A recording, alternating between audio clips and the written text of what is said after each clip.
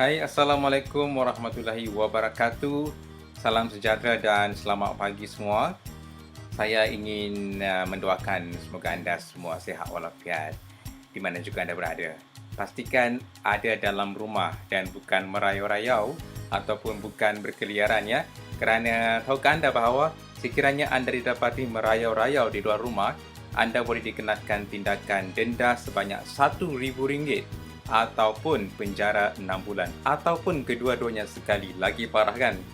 Baiklah, kepada pelajar-pelajar saya yang akan menduduki peperiksaan SPM tahun ini dan perlu menghabiskan silibus sebelum kita membuat ulang kaji penuh, kita teruskan bab yang kelima pada kali ini, dan bab terawal daripada bab 5 ini adalah tajuk sistem ahli. Jadi kita teruskan tajuk kita ini, sistem ahli. Okey, sebelum itu apa yang perlu anda ketahui sistem ahli ini? Yang pertama sekali, maksud sistem ahli perlu diketahui dengan jelas, ciri-ciri sistem ahli, pelaksanaan sistem ahli dan kepentingan sistem ahli. Ada 4 perkara lah menjadi objektif pembelajaran kita.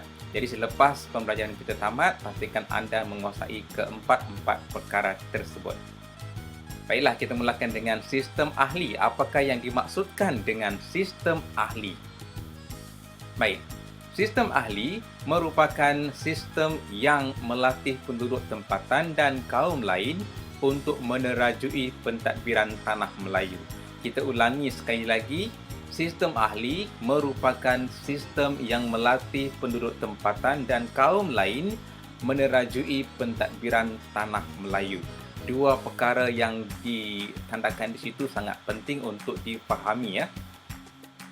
Idea penubuhan sistem ahli ini dicetuskan oleh Dato' Onn Jaafar dalam perbincangannya dengan Sir Henry Gurney di Kuala Lumpur.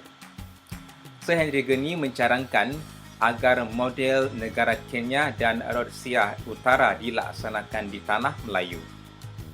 Cadangan ini selaras dengan hasrat British untuk menjalankan dasar dekolonisasi. Ada perkataan di situ yang perlu ditegaskan, iaitu dasar dekolonisasi. Apakah maksud dasar tersebut? Telah pun kita pelajari sebelum ini. Kalau masih keliru, ulang kaji semula ya. Baik, British berpendapat bahawa sistem ahli ini akan mengurangkan tekanan daripada Parti Komunis Malaya kerana pada tempoh tersebut PKM ini masih lagi berleluasa. Apakah ciri-ciri sistem ahli? Mari kita tengok satu persatu.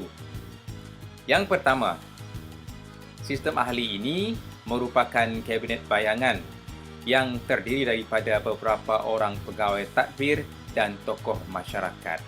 Pegawai tadbir dan tokoh masyarakat. Yang kedua, anggota sistem ahli ini dikenali sebagai ahli. Jadi sangat mudah di sini, sistem ahli, anggotanya dikenali sebagai ahli. Baik, yang ketiga, pelantikan ahli dibuat oleh Pesuruhjaya Tinggi British dengan persetujuan Majlis Raja-Raja Melayu. Yang keempat, ahli-ahlinya diletakkan di bawah kuasa Pesuruhjaya Tinggi British.